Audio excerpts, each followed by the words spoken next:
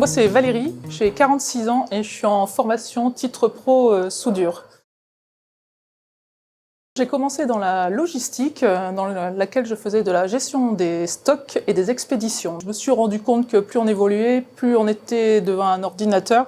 Et ce qui me manquait, moi, c'était le terrain. Il me fallait toujours une part de terrain.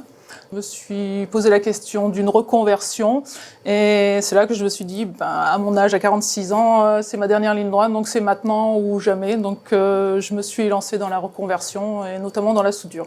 Alors la soudure, parce que j'ai toujours voulu travailler de mes mains en fait, depuis que je suis tout petite en fait, c'était une envie, donc je me suis dit depuis que c'est là, autant que je fonce. Par contre, j'hésite entre le bois et le métal, et j'ai choisi le métal, avec le métal, on fait ce qu'on veut en fait. La formation se déroule sur 8 mois, 8 mois pendant lesquels on apprend la pratique, on apprend les bases via de la théorie, et dans laquelle on a 3 semaines d'entreprise, donc une période de stage en entreprise.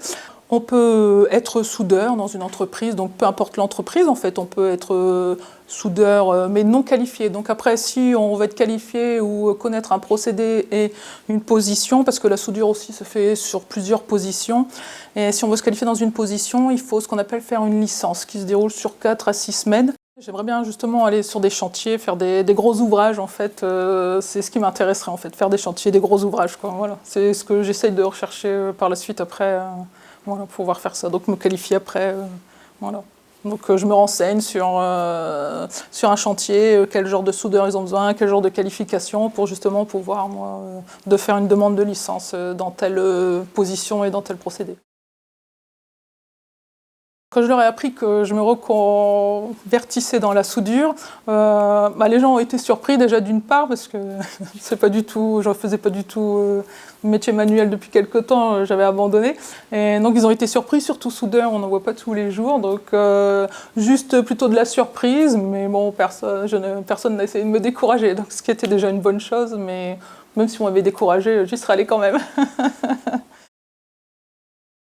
Peut-être pour les stages aussi, oui, c'était difficile dans le sens où on est une femme et les entreprises aujourd'hui n'ont pas encore de vestiaire pour femmes, donc ne peuvent pas nous accueillir. Donc ça, c'est déjà un problème. Mais bon, en fait, les personnes sont justement en train d'évoluer dans ce sens-là, donc ce qui est une bonne chose. En plus, on est une femme, donc on doit montrer 2 fois plus qu'on est motivé. Et bon, si je suis là, c'est que j'ai réussi à montrer que j'étais motivée. Donc, mais sinon, dans l'ensemble, pour l'instant, non, j'ai pas vraiment eu de gros problèmes, quoi. Il faut déjà être minutieux, il faut être patient, il faut être consciencieux, il faut avoir une bonne vue aussi, parce que c'est important, si on ne voit pas ce qu'on fait, ça risque d'être un peu compliqué. Il faut savoir s'adapter, il faut de la dextérité, il faut être agile de ses mains.